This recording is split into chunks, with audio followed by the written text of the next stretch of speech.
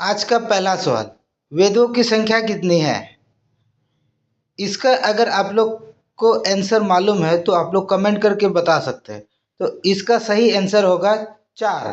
तो कौन कौन से है? ऋग्वेद, यजुर्वेद, सामवेद, अथर्ववेद। स्वागत है दोस्तों आप लोगों को आज के इस सेशन में। आज का सेशन हिस्ट्री का होने वाला है और ये बहुत इम्पोर्टेंट होने वाला है। ये जितना भी क्वेश्चन मिलेंगे आप लोग को, ये प्रीवियस ईयर क्वेश्चन पर आधारित है। तो आप लोग वीडियो में बने रहिए और सेशन का आनंद उठाइए। चार वेदों के सम्मिलित रूप को क्या कहा जाता है? तो जो चार वेद है, जो हमने प्रीवियस क्वेश्चन में कराया था, वही वेद के सम्मिलित रूप को क्या बोलते हैं? संहिता। भारतीय संगीत का जनक कौन सा वेद को कहा जाता है? तो भारतीय संगीत का जनक सामवेद को कहा जाता है। Option number B right answer है। ठीक है। भारतीय भूभाग को उत्तर से दक्षिण, ठीक है, उत्तर से दक्षिण में बांटने वाली पर्वत श्रृंखला का क्या नाम है? तो इसका सही आंसर होगा विंध्याचल पर्वत श्रृंखला। विंध्याचल पर्वत श्रृंखला दो भागों में भारत को बांटती है। सबसे पहले भारतीय इतिहास को तीन भागों में किसने बांटा था? तो इसका आंसर होगा क्रिस्टोफर सालिरियस। जैसे प्राचीन, आधुनिक और मध्य भारत, ठीक है, मध्यकाल, इसमें बांटा था। ऋग्वेद में अघन्या जो शब्द है किसके लिए इस्तेमाल किया गया था? तो इसका सही आंसर होगा गाय। सिंधु घाटी सभ्यता के मोहरों में किस जानवर की आकृति अंकित नहीं की गई थी? यानी कि कौन सा जानवरों का जो चित्र है उसको अंकित नहीं किया गया, छापा नहीं गया, तो इसका आंसर गाय होगा। कौन सा वेद में बलिदान से संबंधित उल्लेख मिलता है? यानी कि जो बलि चढ़ाई जाती है उससे संबंधित जो वेद है वो कौन सा? इसका आंसर होगा यजुर्वेद। इनमें से कौन सा वेद में ऐतिहासिक घटना का वर्णन नहीं मिलता? ऐसा वेद जिसमें इतिहास की घटना के बारे में बिल्कुल नहीं पता चलता। तो इसका सही आंसर होगा ऑप्शन नंबर सी, सामवेद और यजुर्वेद। औषधि का उल्लेख, ठीक है, यानी कि औषधि का ज्ञान कौन सा वेद में मिलता है? तो इसका सही आंसर क्या होगा? अथर्ववेद। अथर्ववेद में आपकी जो है औषधि से संबंधित ज्ञान मिलता है। और सबसे प्राचीन वेद कौन सा है? ऋग्वेद, और बाद वाला अथर्ववेद। उपनिषदों की संख्या कितनी है? तो ये भी बहुत इंपॉर्टेंट क्वेश्चन है जो एग्जाम में आ चुके हैं।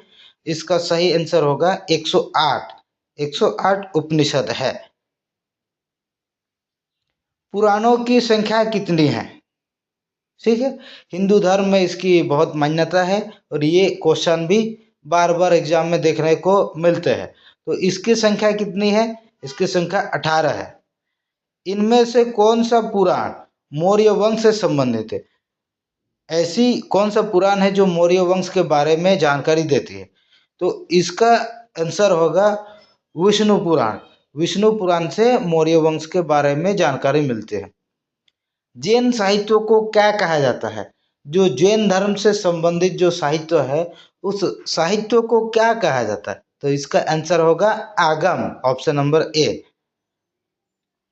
कौटिल्य का जो अर्थशास्त्र है उससे किस वंश की जानकारी मिलती है या किस साम्राज्य की जानकारी मिलती है? तो इसका सही आंसर होगा मौर्य साम्राज्य। मौर्य साम्राज्य के बारे में कौटिल्य का अर्थशास्त्र जानकारी देते हैं। अष्टाध्यायी के लेखक कौन है? अष्टाध्यायी के लेखक पाणिनि है, जो ऑप्शन नंबर डी है। और अष्टाध्यायी क्या है?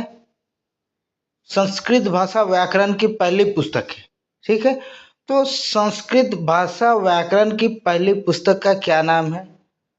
अष्टाध्यायी। और इसके लेखक कौन है? पाणिनि। इतिहास के पिता का क्या नाम है? ठीक है, इतिहास के पिता के रूप में हम लोग किसको जानते हैं?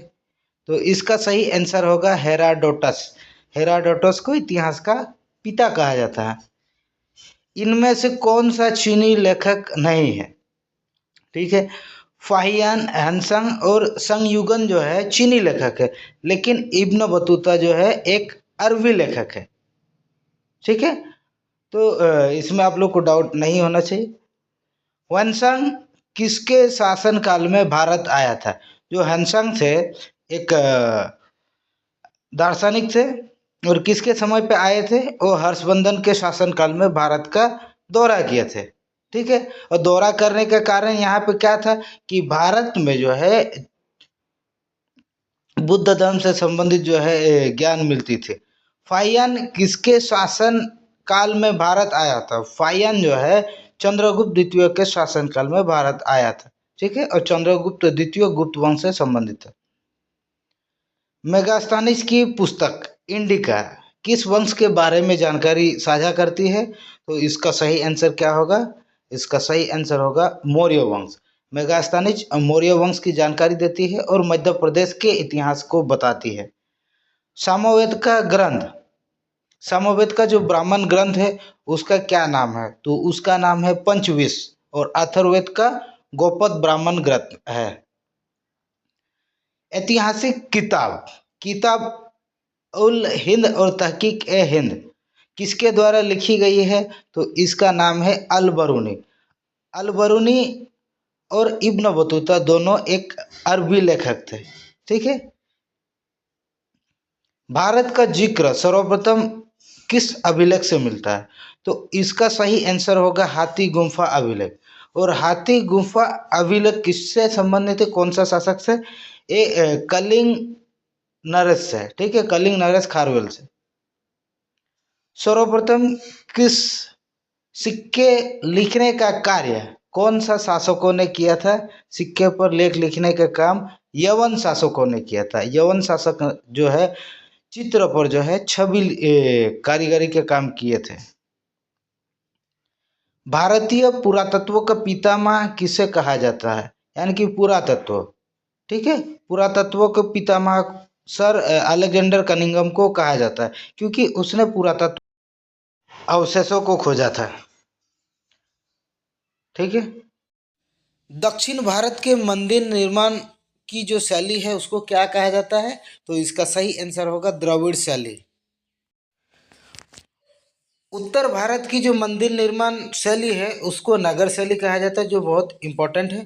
पंचायतन शैली में एक मुख्य मंदिर के साथ 4 अन्य देवताओं का मंदिर होगा। नगर शैली और द्रविड़ शैली की जो संयुक्त रूप है उसको हम लोग क्या कहते हैं? वैशर शैली।